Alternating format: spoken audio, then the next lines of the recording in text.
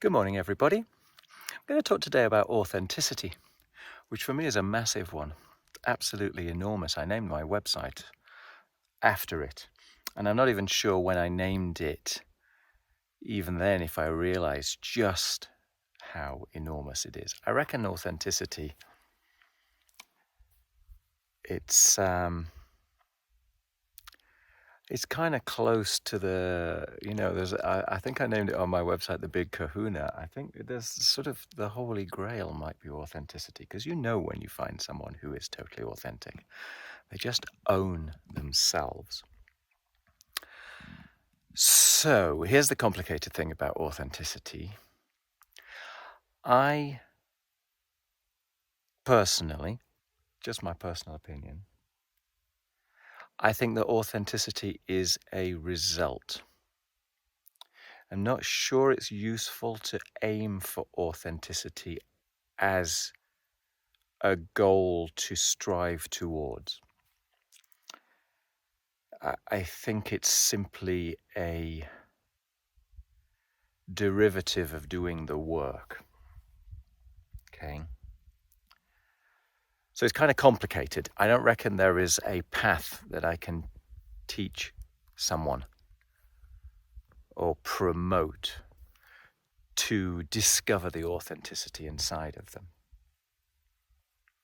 I think it just comes day by day, bit by bit, step by step, until you are totally you.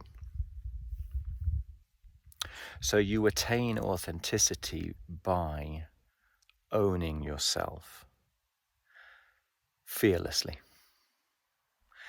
passionately.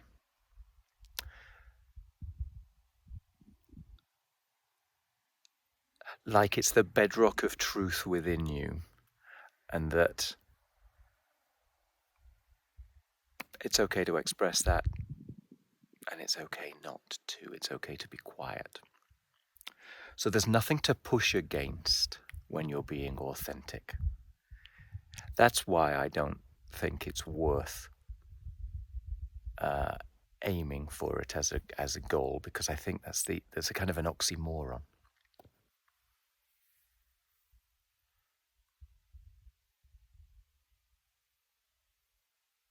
It's a bit like joy. Joy is another one. You can have joy in the moment, I suppose. You can have a sort of a stupendous feeling of joy that is stimulated inside of you. But for me, joy is also one of those kind of background realities to all your experiences when you get to the point that you fully own yourself. Because when you fully own yourself, you fully know yourself, and you fully permit yourself. When you fully permit yourself, and I mean permit yourself the full range of experience, of thoughts, of feelings, of, everything.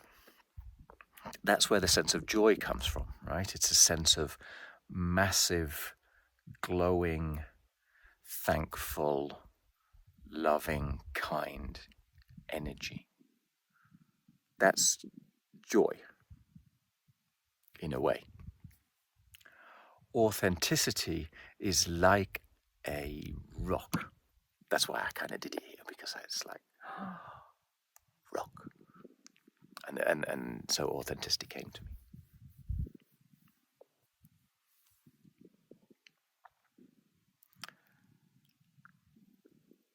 So I think authenticity comes from shedding your skin rather than adding things. Authenticity comes from giving up on the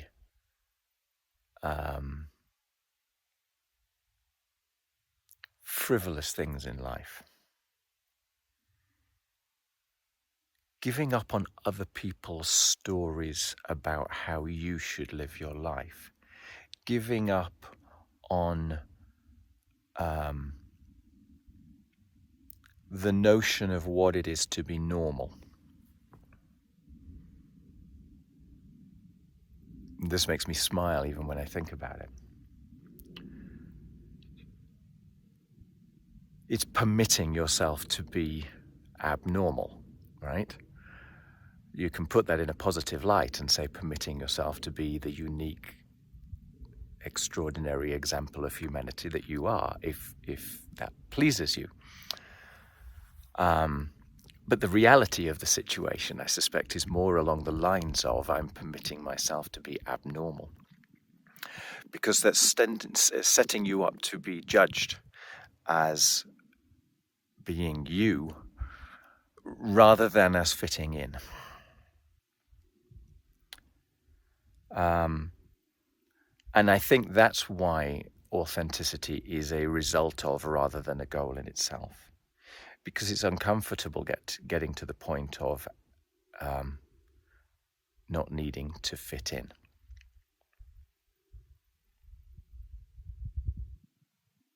It kind of comes to you when you understand yourself. You know, one of our primary goals is to fit in. It's to remain consistent with ourselves so that we are accepted by those around us, by our peer group, and so on and so forth. And what ends up happening is that we get this kind of crisis of conformity.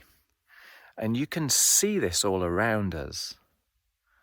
This crisis of the definition of what it is to be good. Crisis of conformity to the rules that you didn't make yourself. And you can see this in all these nonsensical pictures, stories on social media, this photoshopping, plastic surgery. You know, for me, the definition of beauty is being you. It's not changing yourself to fit in with the stereotype that has been decided by something or some group. Look at this. This has been the bane of my life. I got bullied because of my nose when I was at school. You know, it's big. It's big. It's also got broken once or twice as well. But would I change it? Would I have like plastic surgery to fix it? Hell no. Absolutely no. And I have had it suggested to me. Because for me, every wrinkle, every line, every crack is life. It's living. It's being. It's owning. It's being thankful. It's my example to the world. And I don't say that from an egotistical point of view. It's just a statement.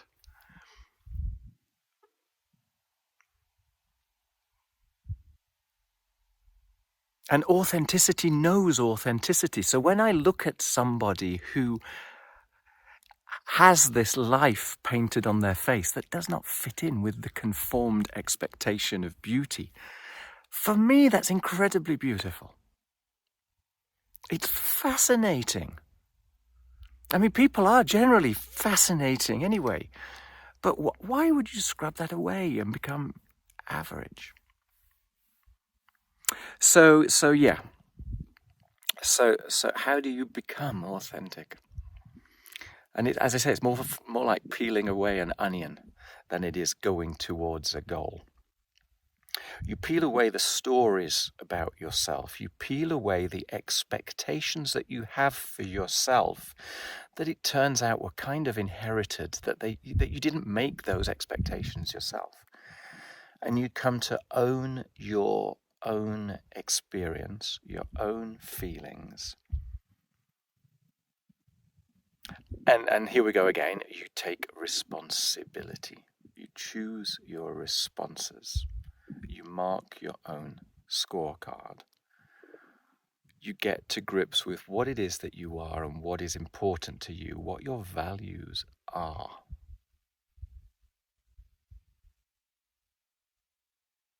Where all that came from. The experiences that led you to where you are. And the understanding, therefore, that what you think is your grip on reality is just a fairy tale based around your best guess of how the world appears to work based upon the experiences that chance has brought to you, that has created the lens within which you observe the world.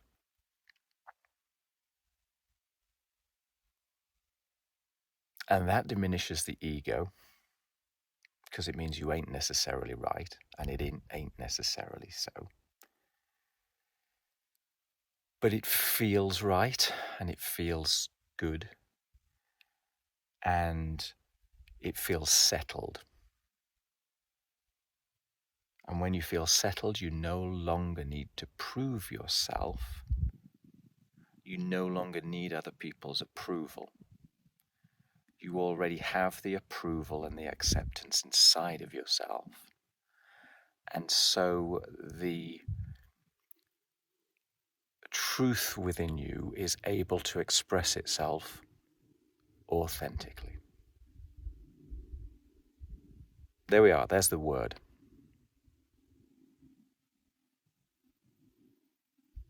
When you give up on pleasing other people,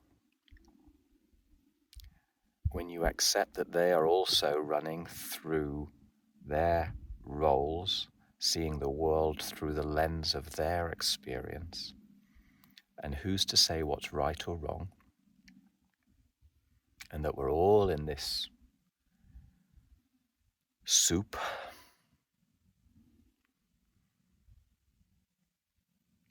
desperately looking for connection, desperately looking for meaning,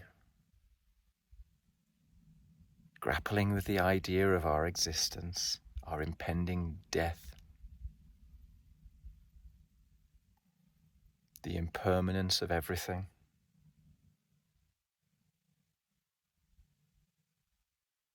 And containing all of that.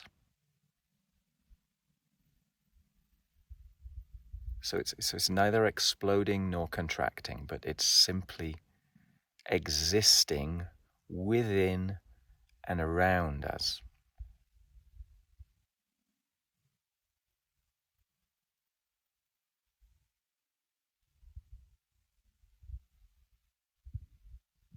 Then you can be thankful for everything that you've got.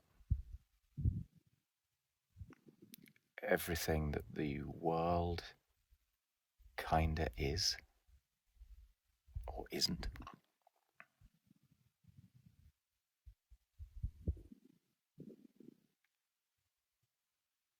Your route to get here,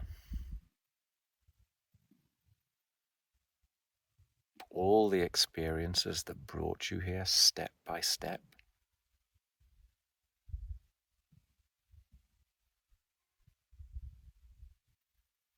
And you can live each moment richly, with passion, with joy. See? So that's where the background joy comes from. Because it's everywhere, it's all encompassing, it's in every cell of your body. When you accept that the stories in your mind are just stories. And who am I to comprehend everything? Yeah? So there is a sense of greatness beyond your understanding, of awe. And everything starts to flow in the same way, in that virtuous circle of beauty, of adventure. Every day becomes an opportunity to play and to learn and to interact and to enjoy.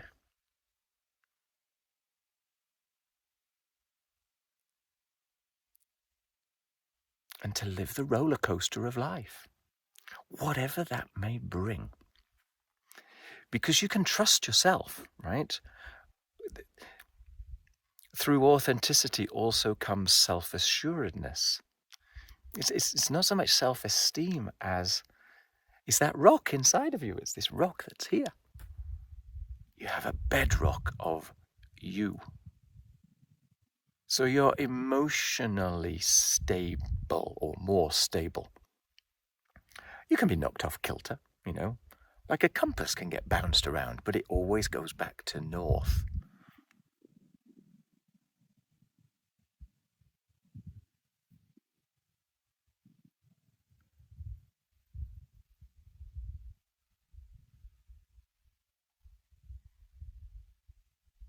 So don't be patient, I guess. Sorry, don't be impatient is the only thing that I can suggest when it comes to authenticity.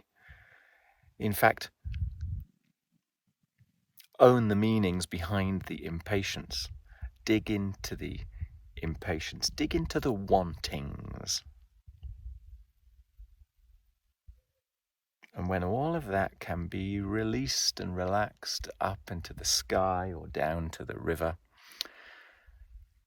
when you can take that step back and view that perspective on yourself, then you can give yourself permission for going for what you really, really, truly find meaningful. In the full knowledge that that probably is a little bit influenced by other people nonetheless, and that's part of authenticity too, and knowing that you can change your mind and all those good things, owning it all.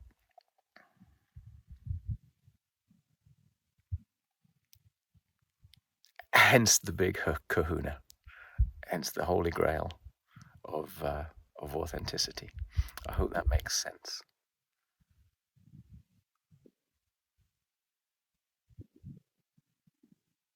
I don't know if you can sense the peace of this place in a video, but for me, this encapsulates the feeling inside of me when I permit myself to discover my inner peace.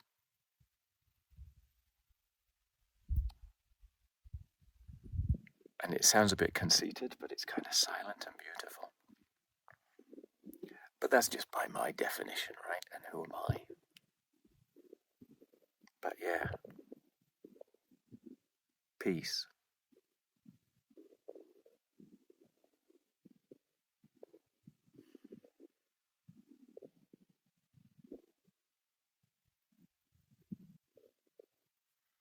I hope you like this.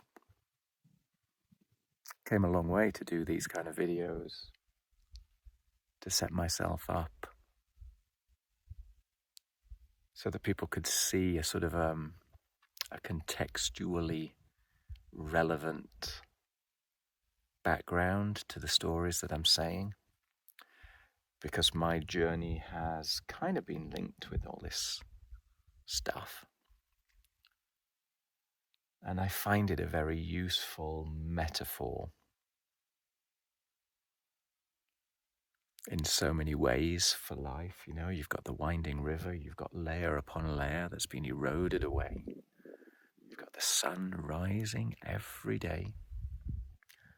You've got the awe-inspiring beauty. You've got the timelessness of everything that is larger than me or you or us.